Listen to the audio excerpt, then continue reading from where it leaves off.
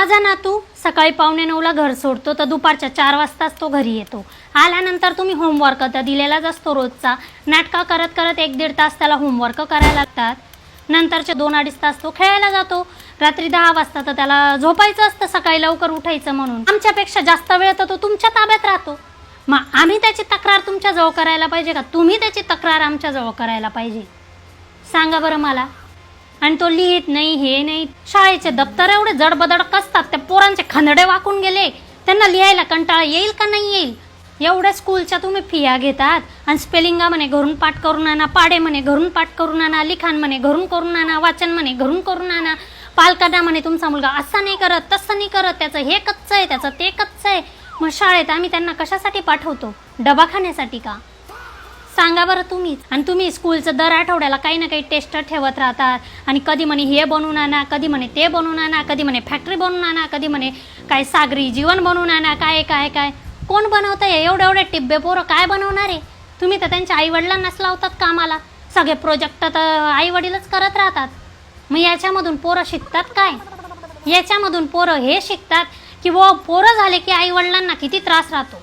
मग हे आजकालची नवीन पिढी म्हणते आम्हाला मुलंच नको, आम्हाला मुलबाळच नको. हे कोणामुळे म्हणतायत? घेऊन जातात सहलीला तर पालकांकडून सही घेऊन घेतात, काही झालं तर आम्ही जबाबदार नाही. तुम्ही तर कसलीच जबाबदारी घ्यायचं नाही म्हणताय. तुमच्याच विषयी काय कंप्लेंटी कुठे करू आम्ही? ही सभा घेतात, पालक शिक्षक सभा. याच्यामध्ये तुम्ही नेहमी A to Z असाच का क्रम ठेवतात? कधीतरी उलटा क्रम पण ठेवा. कधीतरी त्या UVWXYZच्या पालकांशी पण जरा फ्रेश माइंडने बोला.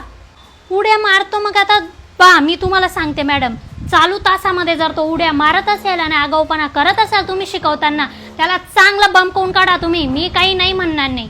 पण मधल्या सुट्टीमध्ये शाळा सुटल्यावर ते पोरं उड्या मारणार, काही ना काही करणारच ना. ते बुद्धिमान माणूस शांत बसू शकत नाही मॅडम. लाड करतं मग मॅडम, लाड तर मी करेलच माझ्या नातूचे. आई वडील तर म्हणतात तुम्ही शालेय जीवनात आहात, तुम्ही तर मार्क कमवण्याचे मशीन आहात. आणि तुम्ही तर नवीन नवीन हा क्लास तो क्लास तो क्लास तो क्लास लावायचा. त्या पोराचं डोक्याला असं शांतता द्यायची नाही. आणि त्या पोरांना प्रेम, आपुलकी, जिव्हाळा, काही असा मानवी संवेदनांचा कोण अभ्यास देईल त्यांना? आजी बाबाच तर देतील. आधी त्या मुलाने मारलं, मग स्वतःच्या सुरक्षेसाठी माझ्या नातूने मारलं. मग त्याचं काय चुकलं त्याच्यात? मी माझ्या नातूला सांगितलंय स्वतःहून कोणाचंच नाव घ्यायचं नाही, पण कोणी अंगावर आलं तर त्याला शिंगावर घेतल्याशिवाय राहायचं नाही. मॅडम, मुलांना घडवण्यामध्ये थोडं आई वडिलांचा हात असतो आणि थोडं शाळेचा पण हात असतो. दोघांनी सोबत चालायचं असतं. फक्त त्याच्या कंप्लेंट करून कसं चालेल? माझ्या बोलण्याचा राग मानून माझ्या नातूचे मार्क कमी करू नका आणि त्याच्यावर काट खाऊ नका बरं का. भेटते मी तुम्हाला पुढच्या पालक शिक्षक सभेमध्ये.